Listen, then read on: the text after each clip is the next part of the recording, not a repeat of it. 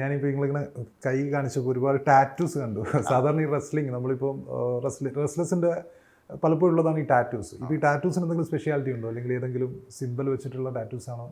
ഇതിൽ പ്രത്യേകിച്ച് വേറൊന്നുമില്ല, കാരണം ഇതെല്ലാം ട്രൈബൽ ടാറ്റൂസ് ആണ്. ആദ്യം ട്രൈബൽ എന്ന് പറയുമ്പോഴത്തേക്ക് സാധാരണ എന്താ പറയുന്നത്, അല്ല നമ്മൾ സാധാരണ നമ്മുടെയൊക്കെ മനസ്സിൽ റെസ്ലിംഗ് അല്ലെങ്കിൽ ഈ റെസ്ലിങ്ങിൻ്റെ ഒരു ഭാഗമാണ് ഈ ബോക്സിംഗ് എന്നുള്ളത് തോന്നുന്നു.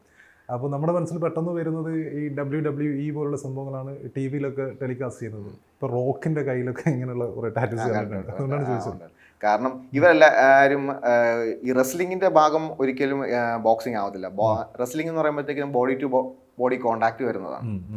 അപ്പം നമുക്ക് ഇത് ബോക്സിങ്ങും കിക്ക് ബോക്സിംഗ് എന്നൊക്കെ പറയുമ്പോഴത്തേക്ക് കോമ്പാക്ട് സ്പോർട്സിൽ ഫൈറ്റിംഗ് ആണ്, അതായത് ഇടിക്കുന്നതാണ്. മറ്റത് അങ്ങനെയല്ല, എതിരാളിയെ മലത്തി അടിക്കുന്നതാണ്. വ്യത്യാസം ഗുസ്തി അത് സെയിം, അത് തന്നെ റെസ്ലിംഗ് ഗുസ്തി സെയിം തന്നെയാണ്.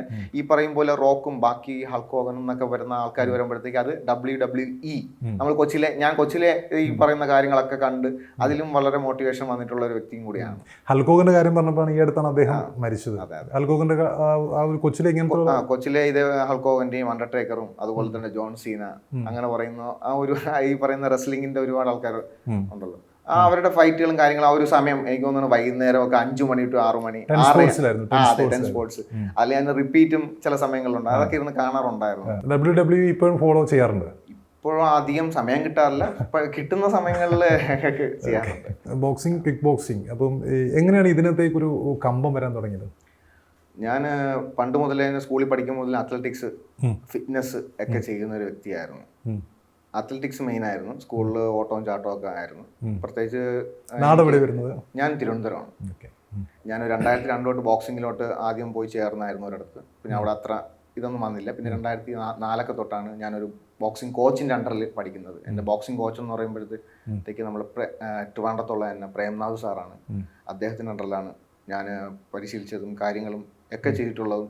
എനിക്ക് യൂണിവേഴ്സിറ്റി ആയിരുന്നാലും സ്റ്റേറ്റ് ആയിരുന്നാലും ഒക്കെ മത്സരിക്കാനുള്ള, നാഷണലൊക്കെ മത്സരിക്കാനുള്ള ഒരു അവസരങ്ങൾ കിട്ടിയത് അദ്ദേഹത്തിൻ്റെ അണ്ടറിൽ ആണ്. സത്യം പറഞ്ഞു കഴിഞ്ഞാൽ എൻ്റെ ആദ്യത്തെ ഈ ഒരു മാർഷൽ ആർട്സിൻ്റെ കോച്ച് എന്ന് പറയുന്നത് അദ്ദേഹമാണ്. അദ്ദേഹത്തിൻ്റെ ഒരു എന്താ പറയുന്നത് ഒരു ബ്ലെസ്സിങ്സ് തന്നെയാണ് സത്യം പറഞ്ഞു കഴിഞ്ഞാൽ ഞാൻ ഈ ഇവിടെ എത്തുന്നത്.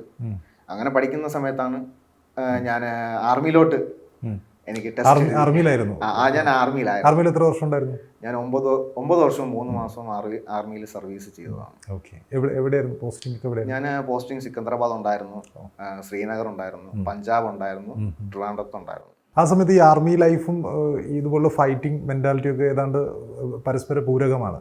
അങ്ങനെ നമുക്ക് കാരണം ആർമിയിലെ ഡിസിപ്ലിൻ കുറച്ച് കൂടുതലാണ്. സെയിം സ്പോർട്സിൻ്റെ അത് എല്ലാ സ്പോർട്സിനും അതിൻ്റെതായിട്ടുള്ള ഡിസിപ്ലിൻ ഉണ്ട്, എല്ലാത്തിനും അതിൻ്റെതായിട്ടുള്ള റൂൾസ് ആൻഡ് റെഗുലേഷൻസ് ഉണ്ട്. ഞാൻ അങ്ങനെ വിശ്വസിക്കുന്ന ഒരു വ്യക്തിയാണ്.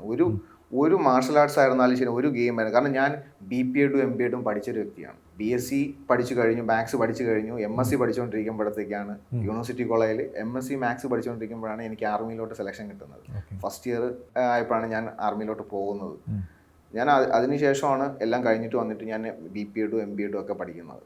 അപ്പോൾ ഞാൻ മനസ്സിലാക്കുന്ന ഒരു കാര്യം എന്ന് വെച്ചാൽ സ്പോർട്സ് എന്ന് പറയുമ്പോഴത്തേക്ക് നമ്മളുടെ ക്യാരക്ടർ ഡെവലപ്മെൻറ്റ്സിന് വേണ്ടിയിട്ട് ഒരുപാട് കാര്യങ്ങൾ കൊണ്ടുവരാൻ പറ്റും. നമ്മളുടെ ഡിസിപ്ലിൻ ആയിരുന്നാലും ശരി തന്നെ, നമുക്ക് എന്താ പറയുന്നത് നമ്മളുടെ ഫോക്കസ്, അതുപോലെ തന്നെ മെൻ്റൽ സ്റ്റെബിലിറ്റി.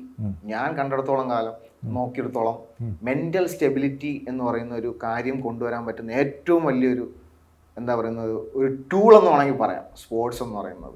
സത്യം എന്ത് വിഷമം ഉണ്ടെങ്കിലും എന്താ സ്ട്രെസ്സിലിരുന്നാലും ശരി തന്നെ കുറച്ച് സമയം ഒരു പ്രാക്ടീസ് ചെയ്യാം. അല്ലെന്നുണ്ടെങ്കിൽ ഇതുമായിട്ടുള്ള റിലേറ്റഡ് ഫിറ്റ്നസ്സുമായിട്ടൊന്ന് ഒരു 1 മണിക്കൂർ ചെയ്ത് കഴിയുമ്പോഴത്തേക്ക് സത്യം പറഞ്ഞാൽ അതൊക്കെ അങ്ങ് മാറും.